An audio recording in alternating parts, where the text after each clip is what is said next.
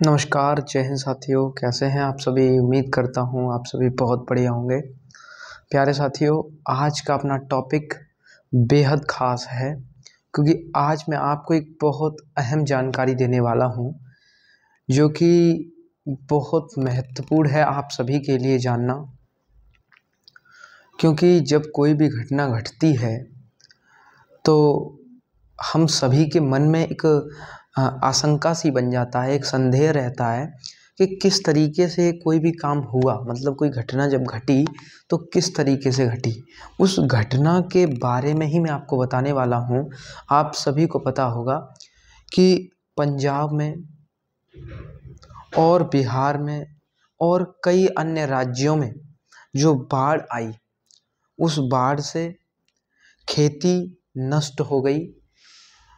कृषि जितनी भी थी, खासकर पंजाब की बात करूँ तो पंजाब में जो भी उत्पादन था वो सब कुछ खत्म हो गया।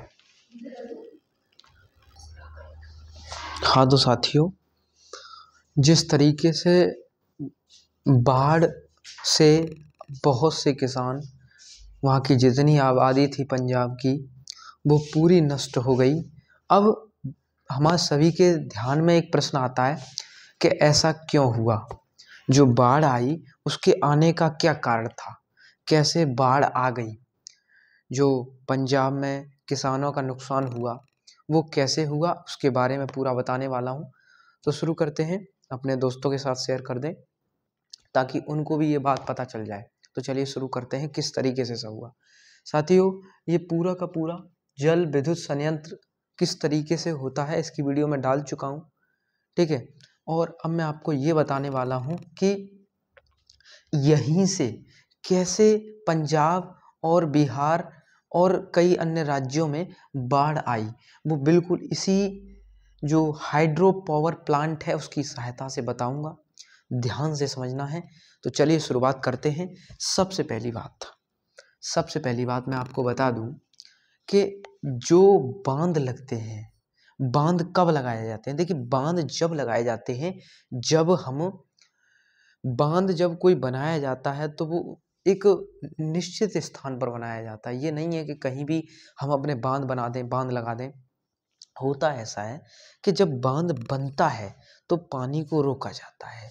रोकने के बाद में, पानी को नदी पर रोकने के बाद में, जब होता क्या है कि बारिश जब तेज होती है, तो जब बारिश तेज होती है तो बारिश के होने पर जो पानी है बारिश का, वो पानी नदियों में आता है, इकट्ठा हो जाता है।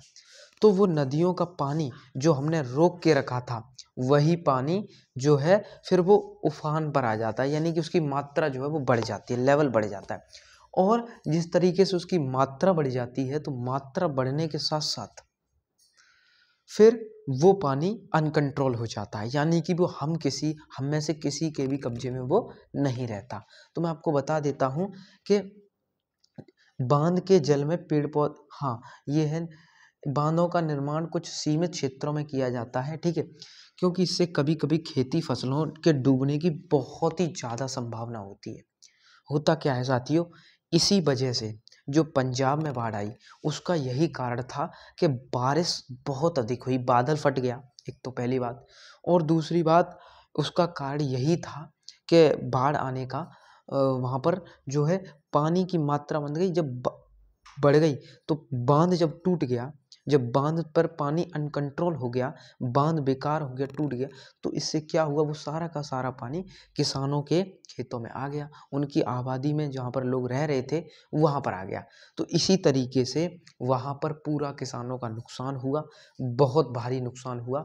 और मुझे खेद है इस बात का कि उन सबको सरकार की तरफ से सहायता भी दी गई है, और उनका जो भी नुकसान हुआ है वो तो खैर हम, क्योंकि किसान की जो मेहनत होती है वो एक अलग लेवल की होती है। वो जो ज़मीनी स्तर पर काम करता है, आपको पता भी होगा कि सबसे ज़्यादा उत्पादन पंजाब में गेहूं का भी ज़्यादा होता है। तो इस तरीके से उनका बहुत नुकसान हुआ है, और मुझे उम्मीद है कि बिल्कुल पूरी तरीके से उनका जो है जो भी नुकसान हुआ, हम और अन्य राज्यों ने उनकी मदद भी करी है। तो ये एक अच्छी बात है मैं समझता हूँ। और मुझे ऐसा लगता है कि ये जो घटना घटी है, इसका कारण यही है कि बारिश जो है, बारिश की मात्रा बढ़ गई। बारिश जब बढ़ गई तो नदी में पानी भी बढ़ गया, और जब नदी में पानी बढ़ गया तो भैया वो बाँध जो थे, बाँध जो लगे हुए हैं, वो बाँध टूट गए। और बाँध टूटने पर उनमें से पानी अनकंट्रोल हुआ और पानी सीधा का सीधा पंजाब में आ गया। तो इस तरीके से ये घटना घटी है। उम्मीद है समझ में आ चुकी होगी। तो मिलते हैं जल्दी की नई वीडियो में, तब तक के लिए जय हिंद और जय भारत साथियों।